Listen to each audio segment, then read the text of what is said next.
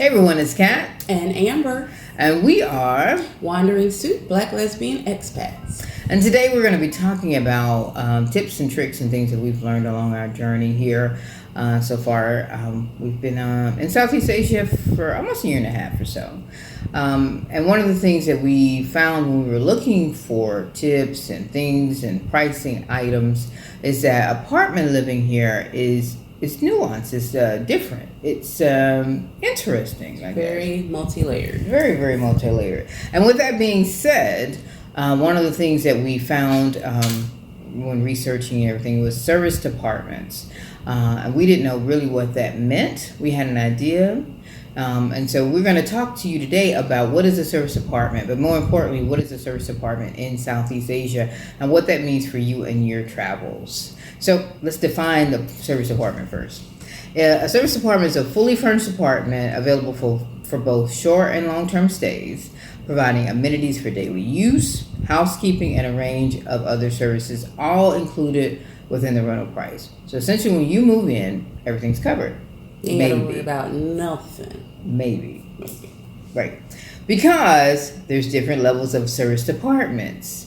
Now, the beautiful thing about it is that you can move into a fully furnished apartment. That doesn't happen as much in the U.S. That you can rent an apartment with all your furniture in there, kitchen appliances, pots, pans, even towels, right? That just doesn't, I don't know why we don't do it, but hey, you can do it over here. So when you do make that move, you don't have to pack anything like that. And you don't have to really buy stuff like that unless you just want things that you want, right? And it makes life easier. And I think that's the reason they do it. It's because they want people to just be able to come right in and get right to whatever it is. If you're here to work, if you're here to play, whatever it is, you're able to just get right into it without having to go out and just shop for everything, all the basics, soap, like she said, toiletries, just usually those basic things will already be in the apartment. Yeah, and the big thing, they do actually provide shower soap and shampoo. Yeah. Who knew? You might not want it. Right, I wouldn't. A lot of stuff has bleach in it, so you probably don't want it. And it's really floral, right? Yeah. Really floral. Anyway, so the first level of service apartment is all inclusive, and that means everything is included. When you pay your landlord your monthly rent, you are covering your electricity, your water, your gas, your internet, cable if they provide it, security if there's security on site. All of that is included in that one bill. Whatever that may be, you don't have anything in your name. You don't have to worry about anything being cut off. You don't have to worry about going to this office and signing up. Everything is all inclusive. Yep, it's perfect. It's great. Especially so knowing that you can get all of those things in a service department.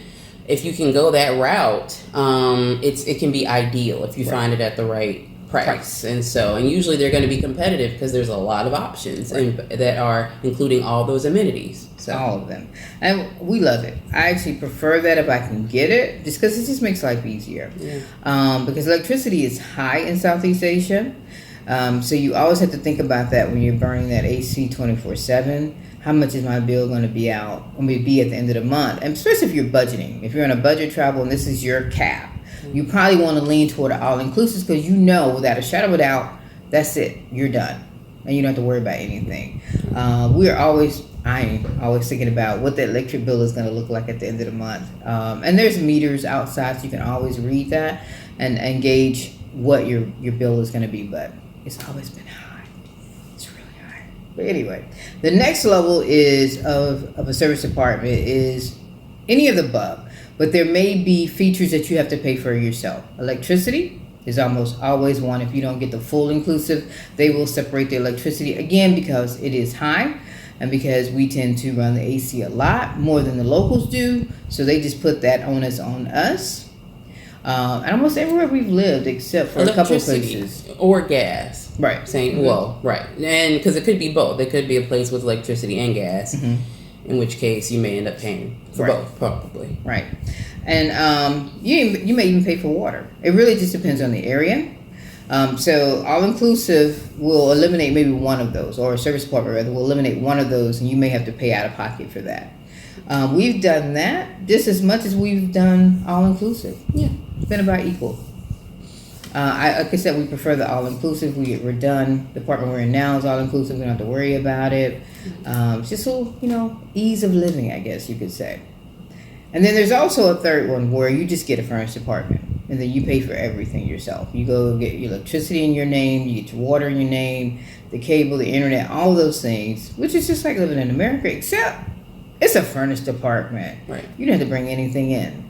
I'm telling you, that's like the best thing about, I think, traveling in Southeast Asia is the furnished apartment aspect. Yeah. I mean, it has its perks and its, because you have to deal with whatever is there. So you don't have to go out and find it, but you also have to deal with it. So, there's going to be some things that you like and some things you don't. But overall, the weight of having to worry about it, what happens to it, maintain it, is not yours. At all. And you got to factor that into the cost of things, too. Think about the fact that you're using all of this furniture and you haven't paid a penny for it, right?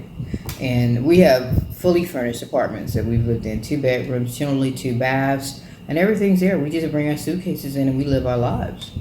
I mean, there's been some hits and misses. Internet has been hit and miss like crazy. Yeah, but fortunately, internet is one of those things that you can kind of add on if you want to. So that even if they've provided internet, you can just get your own internet. And then you can get faster service if you want, which we have done before. Right. And then once we left, it just was over. It left with us. So. Right. Yeah, so there is that. And then, so, of course, you're going like, well, how do we find these great service apartments? They're everywhere. But the easiest way to find them is to join the Facebook groups. There's a Facebook group for every area that you're moving to, and if not, you can create it. But you just look for expats in whatever city you're going to, whatever country you're going to, and there's always going to be another group, possibly, that is leaning toward just looking for housing. And in that, you're going to find the agents, realtors, and you're going to also find the homeowners who are renting. And so you just go look, make contact, set up a viewing for that apartment. There's generally pictures. The pricing is there. They tell you exactly what's going to be included in the deal. And again, you can always negotiate. Keep that in mind. But yeah, that's the first place that we went to was the Facebook groups. Absolutely. We're going to, as we move, we realize that we're also going to have to put in, depending on how long we're going to stay in a place, we're going to have to spend more time looking at an apartment that we want to be in for a longer term. So in those instances, we're going to have to also do a lot of just looking for signs on the street like you would anywhere. Look for, rent for rent signs in whatever language that is. And then just like she said, word of mouth in the groups. And once you're in one place, someone can direct you to another spot. But I anticipate that we'll be doing a lot more actual physical looking as well, in addition to online looking, as we're looking at places for longer periods of time. Right. So walk the neighborhoods that you're interested in living in. If you find this area you just really like it, just get on the side streets, not the main streets. Even the side streets are probably better. You can always find apartment homes, townhomes, everything, apartment buildings. Somebody's more than likely leaving an area and they're saying this apartment is available now. And again, just start your contact on Facebook, and you'll almost every place that we've found has been. We found our place in Cambodia. We found on Facebook, both of them, and we just just go that route and see what happens, and then walk the streets. There's always realtors in the area or agents, whatever they call them, and they're willing to take you out. There's going to be a fee associated with that, and maybe built into the rent, so it may not be something you see out of pocket initially. But yeah, all those options are great for you. Definitely use every one of them, though. Yeah, because each one of them is going to give you something a little bit different. But you need all three of them to find the place, especially if you're going to be there for more than 6 months. If you're doing short-term traveling or slow traveling, then you may not need as much of an in-depth look. But if you're going to be there more than 6 months, you definitely want to do it. Because if you're going to be in the home, you want to be comfortable.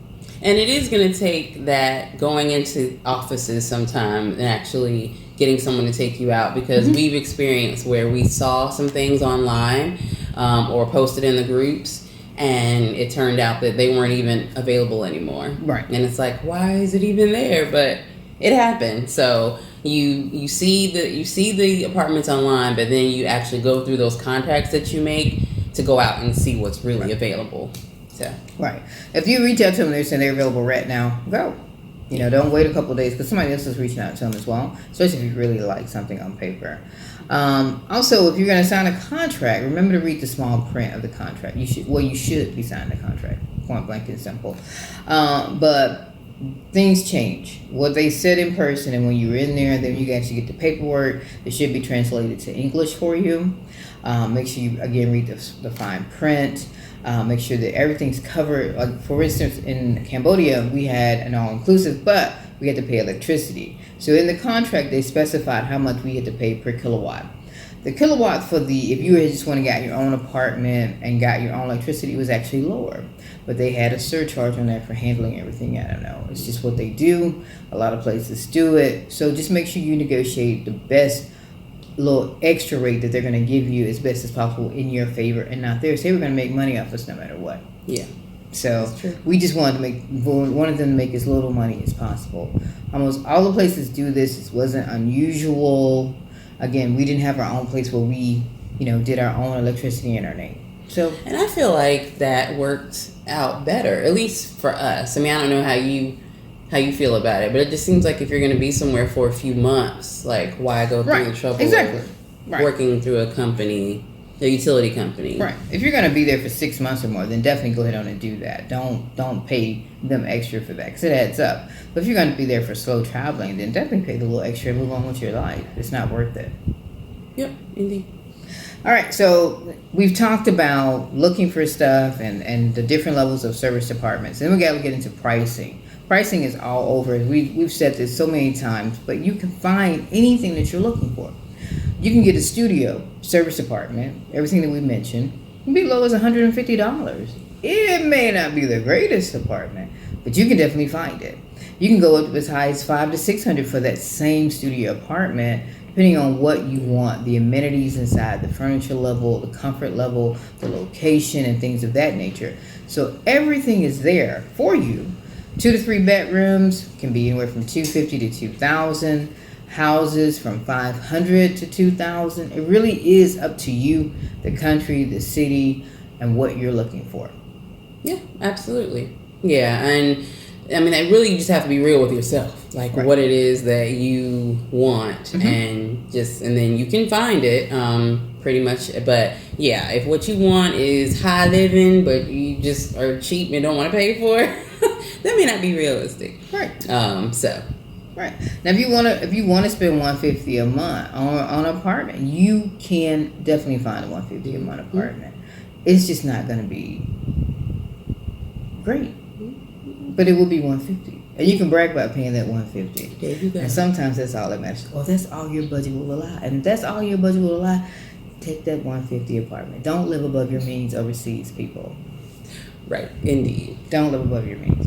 Now, remember, you can always negotiate your rental terms. You can always negotiate the contract. They sort of expect it a little bit. We've negotiated almost every place that we've lived at.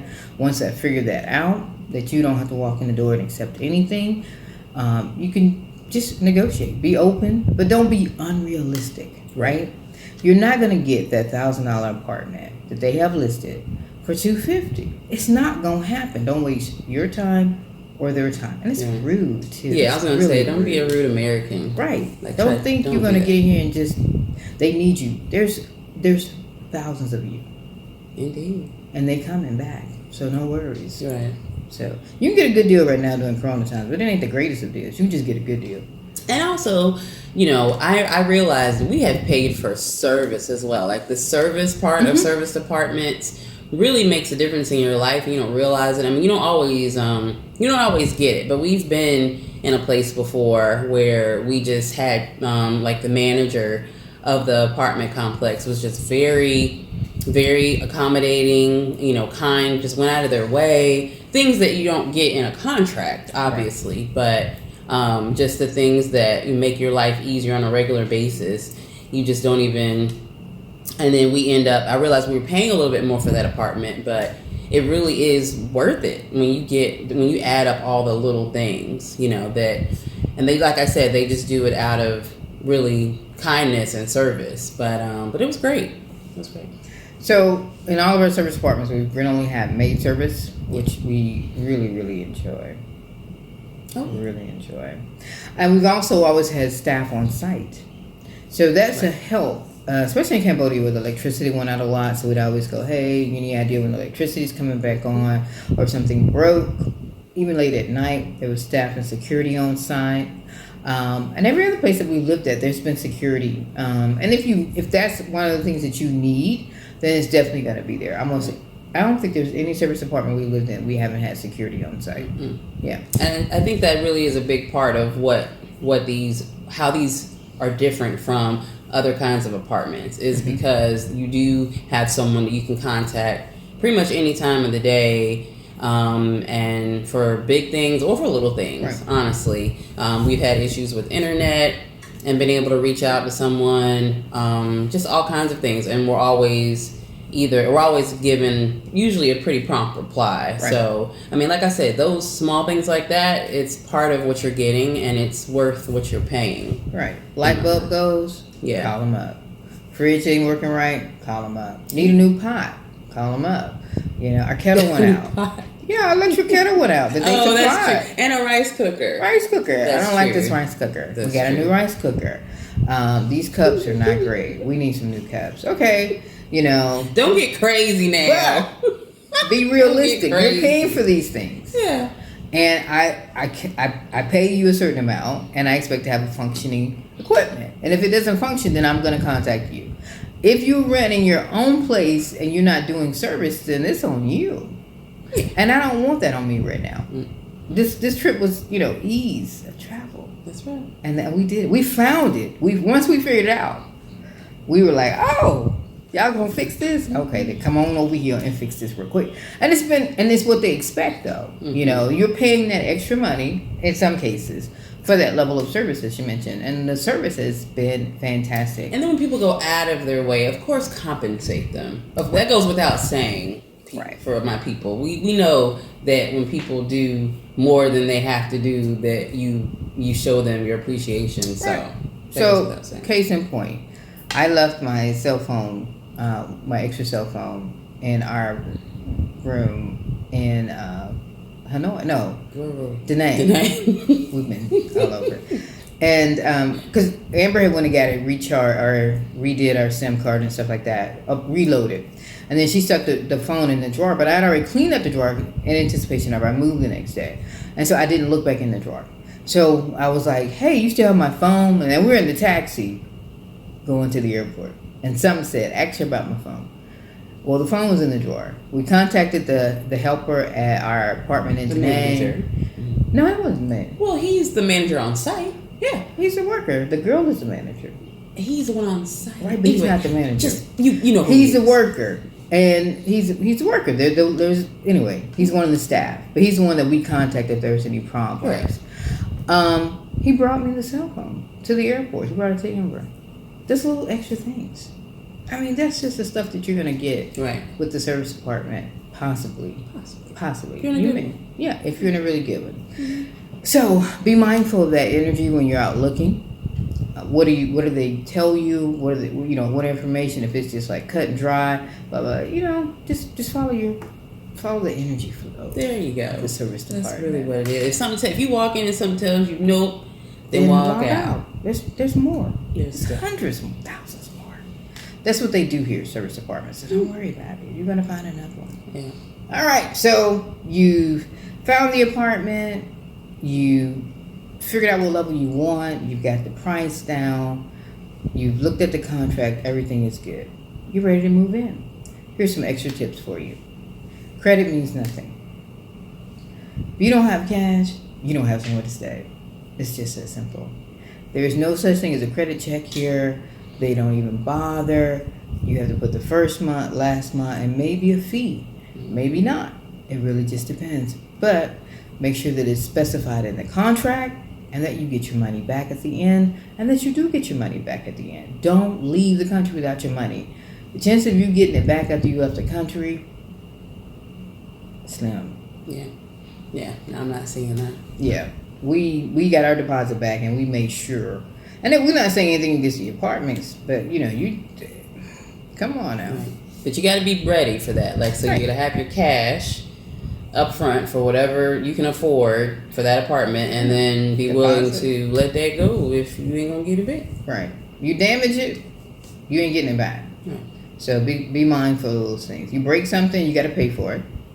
They keep a track of everything in the apartment, every plate that they gave you, every fork, every pot and pan. Yep. You break it, you will replace it. So count on that. Remember that too. That's an extra tip. Mm-hmm. Be mindful of the furniture. And if you want anything changed, have it changed before you move into the apartment. We had a couch changed out in Cambodia. We didn't like it. Right, we didn't like it. We had the doors fixed in Cambodia too, to the bedrooms. We had both the doors fixed, so that was a great thing. Yeah, that's true. Just little things. Just when you go into the apartment or the home, because you can't rent a home to that service. Just make sure, look around, make sure this is exactly what you want, and that you're willing to give your money to, and be mindful that at the end you may find some things you don't like. But remember, you didn't buy the furniture; you're just renting the furniture.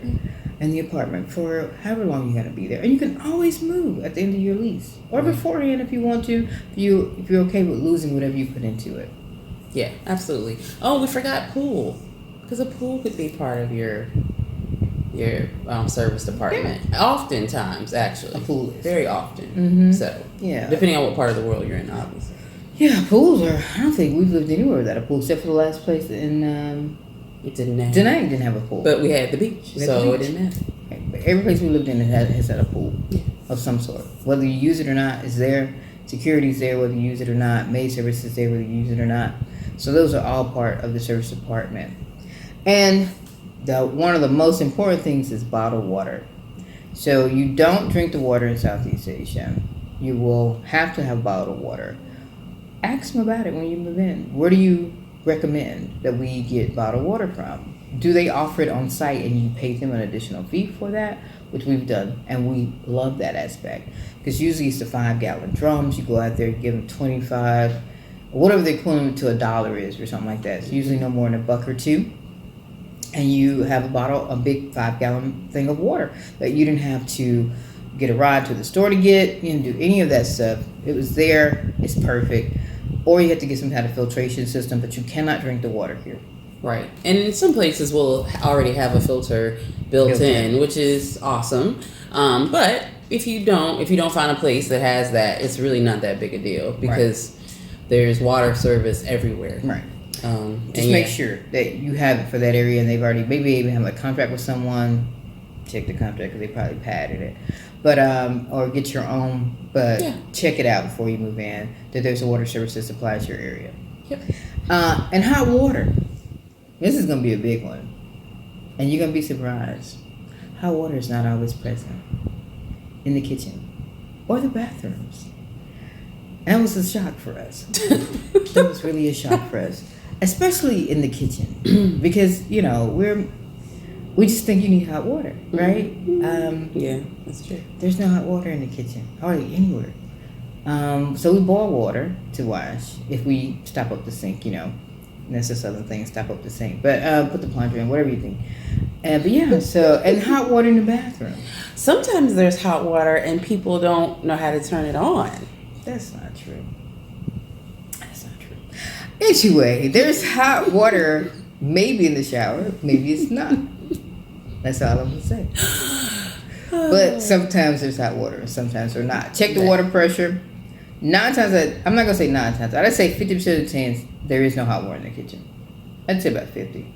Yeah, 50 is probably about good. 50%. Yeah. So, and then you're thinking, but Kat, there's hot water in the restaurants. They have to water. There's no hot water in the restaurants either.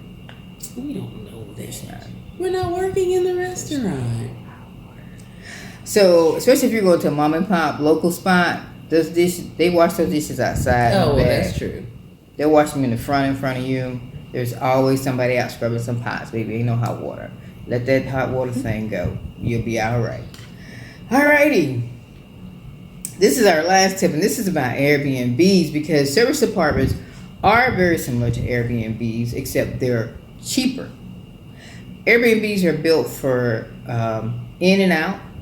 They are doing a little bit more subletting, doing the long term, but they're not as popular. And the main reason is because they're very expensive compared to a regular service department, right? Difference could be hundreds of dollars. So you can do, if you're doing slow travel, you can do an Airbnb for 3 months. Negotiate, if possible, the amount that you're going to be paying. There's a discount built in there generally if you're doing 2 to 3 months in an Airbnb, but I would recommend that you negotiate to even decrease that a little bit. It's very hard to get a service apartment in an area for 2 to 3 months. They generally want a 6-month lease to a year. So you may be stuck in an Airbnb if you are slow traveling in that area. There's nothing wrong with that. Again, just negotiate a little bit if you can to decrease that, because again, that's your budget. And be mindful of the small print in an Airbnb. Electricity is not always included, nor is water always included in an Airbnb. Most assume that Airbnbs are essentially what an all-inclusive service apartment is, and it's not the case in Southeast Asia. We do have an Airbnb video that you can check out, and I'll link that above. But definitely be mindful, read, make sure that you check.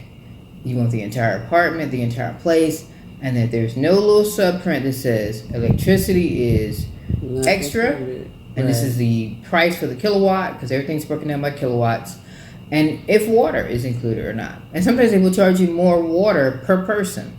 So to be in the fee, the final fee, I mean, there's just little things you just gotta check when you're doing an Airbnb in Southeast Asia. And while we're talking about water and Airbnbs in general, washers, because laundry is a big thing for me. I like to be in control of our laundry. I preferred that to using a laundry service, which is an option, and some people may want to do that. But when you're looking at apartments, make sure that the washer is included. If that's what you want. Right. If that's what you want. That's an easy thing to miss. And it's not a big deal for everyone, so it may not be, emphasized. But dryers may not always be available. Usually they won't be. If you're in a large complex and it happens to have dryers and washers available for people, then that's fine. But just look at that. Whether you're looking at a service department or whatever, just know what it is you need. And if there is no washer, what's the laundry service like? Right. We have lived in an apartment with a dryer once on this journey. Yeah. Is it? Mm-hmm. We've had washers. We always make sure we have a washer because we want to wash our stuff, but that's it. So dryers are not common. If you find an apartment with one, great, go for it. You can get it. If that's what that's what you want. But that's your electricity bill. Exactly. So, laundry service isn't that expensive. They will come and get your laundry. You can drop it off, whatever services you want. We do wash and we have a hang rack. Amber does the laundry. I do the cooking, so division of labor there. But she hangs the clothes out, and if it's wet, she hangs the clothes in the house. We just do what we do. Yeah, you gotta work it out. You just gotta make sure you have space for all those things. You have your space for your washer. Yeah, there's a washer, and there's space for hanging clothes or whatever the case may be. Look for it. All right. So that is service apartments in Southeast Asia. We hope this information is helpful for you. And if so, please subscribe, comment, like, share, follow, all those pretty things. All of it. Share with your friends. Share, like. But yeah, so service apartments, we love them. Yeah. I don't want to go back to... I don't. We're going to have to. But I don't want to go back to buying everything, maintaining everything. On your own. I don't want to. We got to go back to being adults. I tell you. It's hard out here. It's hard. But we're looking forward to it too because we get to pick our own couch. That's true. I don't think we realized until this journey how important a couch is. Child. I mean, your back and your butt will thank you for it. Good. They don't do good couches here, y'all. No. I'm just gonna go and say that out loud. Couches are just not. I don't know what it is, but couches are just not a thing. Mm-hmm. They're okay, but they're just. Man, on a scale of 1 to 10, I think the best we ever had was like a 5. -1. We've had like a 5, maybe. But anyway, that's neither here nor there. Because the couches are here, and we're here, and they're there. But we've accepted that loss, right? Yeah. Just sucked it up, moved on with our day. But yeah. Mm-hmm. So anyway, this is Kat And Amber. and we are Wandering to Black Lesbian Expats. Follow us, share, subscribe, like all those things. We'll see you next week on the next video. Peace and love, y'all. Peace.